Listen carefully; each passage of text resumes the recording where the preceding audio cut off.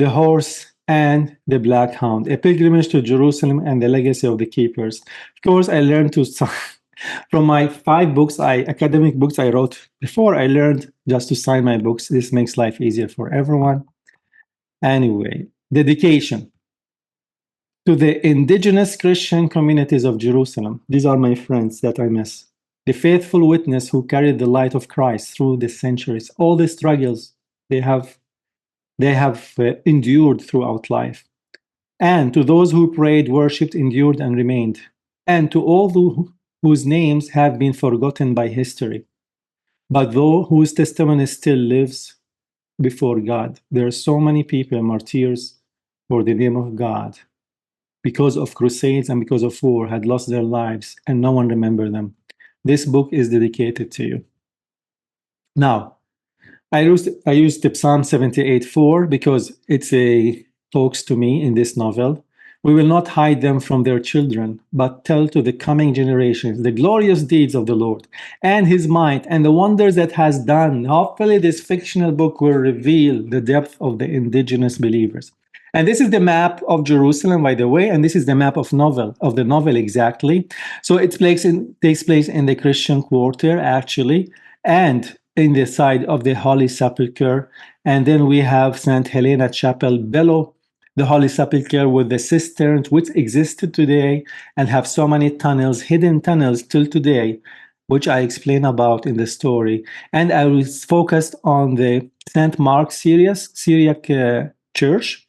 And this is an Aramaic-speaking church that exists today. Actually, I take every group, I try my best to this church because it's like a jewel in the middle of the city. It's hard to find, but I made most of the story about this monastery that exists till today. And also the Mount of Olives and Mount Zion and the Tomb of David and the Upper Room and the Kidron Valley. So I used part of that Jerusalem that I've been born and raised all my life. So let me read a little bit about the prologue in the beginning. The city of stones and memory. There are cities that rise and fall with fortunes of nations. There are cities that belong to a people, and there is Jerusalem. But Jerusalem refuses to belong to any one age, empire, or tribe. Jerusalem belongs to the memory of humanity itself. She belongs to every generation that loved her, fought for her, mourned her, and longed for her. She has watched empires emerge from dust and return to it.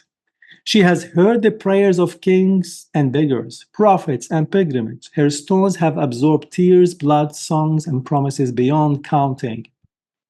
Long before crowns rested upon her heads, royal heads, shepherds walked her rugged hills. Very simple.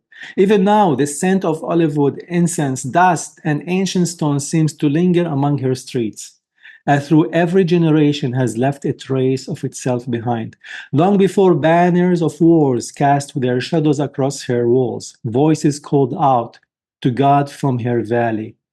Through every age, people has journeyed toward Jerusalem, seeking truth, redemption, and destiny or hope, and through something hidden within her ancient heart, continues to call the human soul home. Some sought God, some sought power, some sought forgiveness, others sought glory. Few left unchanged. For thousands of years, Jerusalem stood at the meeting place of heaven and earth, faith and ambition, memories and hope. Empires rose and fell around her. Kingdoms claimed her, armies conquered her, yet the city endured. The stone remembered. They remembered the footsteps of pilgrims climbing towards the holy city for the first time. They remember the tears of exiles longing to return. They remember the prayers whispered in hidden chambers and sacred sanctuaries. They remember victories, remember tragedies. They remember those whom history forgot. For memory is Jerusalem's greatest treasure. Not gold, not relics, not crowns, memory.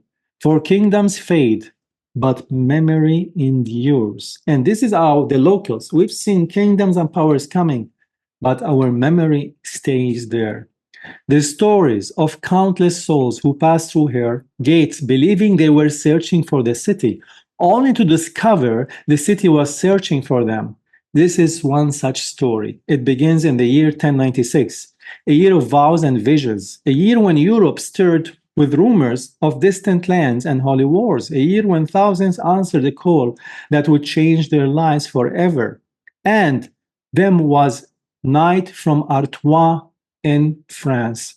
His name was Sir Gawain. He was neither king nor prince. No songs has been written about him.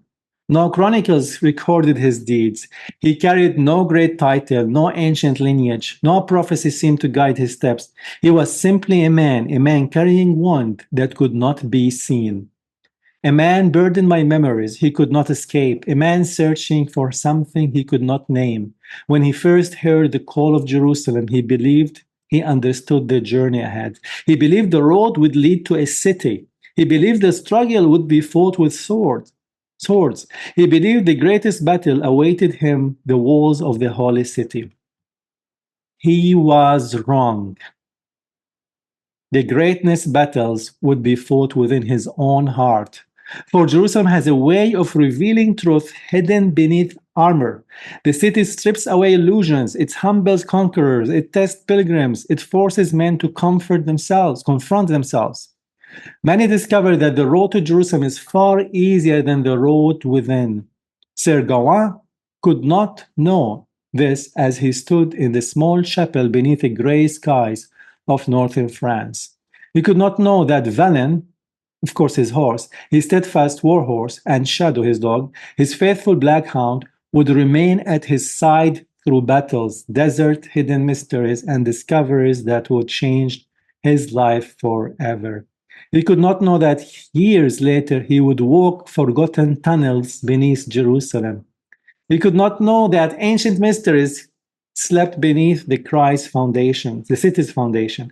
Nor could he know that Jerusalem would transform him from a warrior into something far greater, a guardian, a witness, a keeper.